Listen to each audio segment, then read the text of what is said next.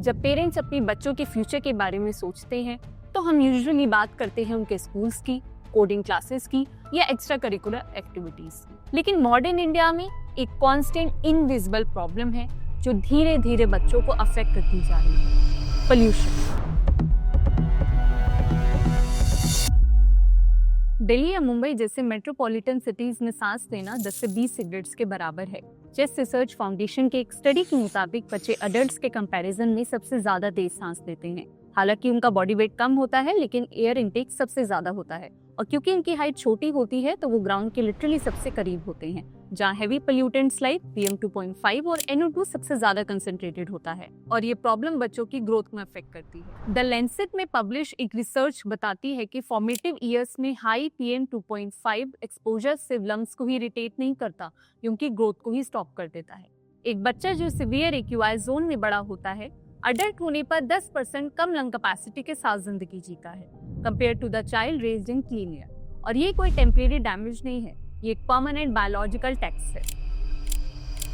लेकिन डैमेज सिर्फ लंग्स तक नहीं रुकता, ये धीरे धीरे ब्रेन तक पहुंचता है। एनवायरमेंटल हेल्थ पर्सपेक्टिव्स में पब्लिश्ड एक रीसेंट स्टडीज ने बताया है कि हाई एयर पोल्यूशन और लोअर कॉग्निटिव परफॉर्मेंस के बीच एक डायरेक्ट कोरिलेशन है। फाइन पार्टिकुलेट मैटर इतना छोटा होता है कि वो ब्लड ब्रेन बैरियर को क्रॉस कर सकता है और इससे होता है न्यूरो इन्फ्लेमेशन। 10 साल से छोटे बच्चों के लिए इसका मतलब होता है कम वर्किंग मेमोरी और लोअर अटेंशन स्पैन। बार्सिलोना की IS ग्लोबल स्टडीज ने बताया है कि ग्रीन स्कूल्स के बच्चों के कंपैरिजन में नॉन ग्रीन स्कूल्स के बच्चों में 12 महीने के अंदर स्लोअर कॉग्निटिव डेवलपमेंट देखी गई।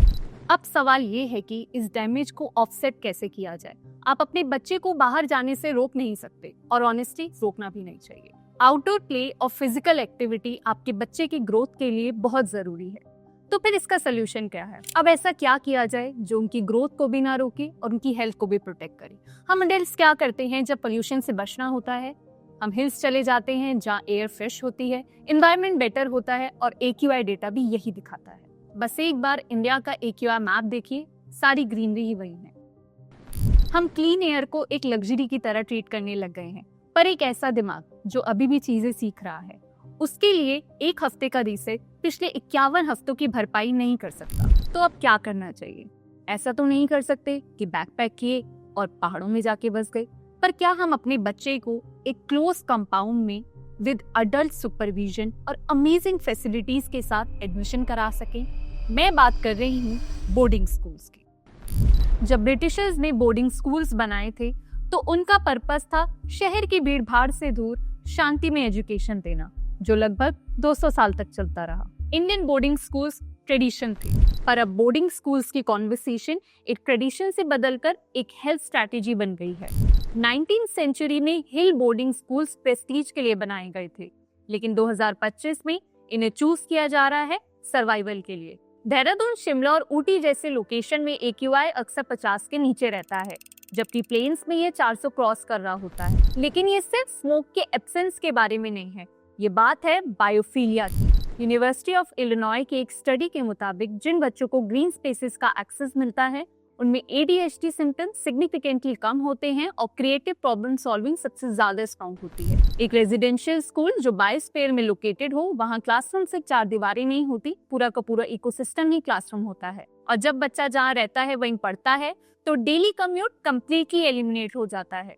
ना 2 घंटे स्कूल बस के डीजल फ्यूम्स, ना ट्रैफिक के बीच अटकी हुई सांस, सिर्फ और सिर्फ ऑक्सीजन भरा एनवायरनमेंट। मैं मानती हूँ कि बोर्डिंग स्कूल्स को चूज करना एक आसान डिसीजन नहीं होता, और इसी डिसीजन मेकिंग में आपकी हेल्प करता है इजी स्कूलिंग। आपके doubts about location, sports, fees, infrastructure, इन सब के आंसर्स होते हैं हमारे काउंसलर्स के पास, जो आपकी हेल्प करते हैं to find a right school for your child. हम अपनी पूरी जिंदगी लगा देते हैं अपने बच्चों को एक बेस्ट स्टार्ट देने में।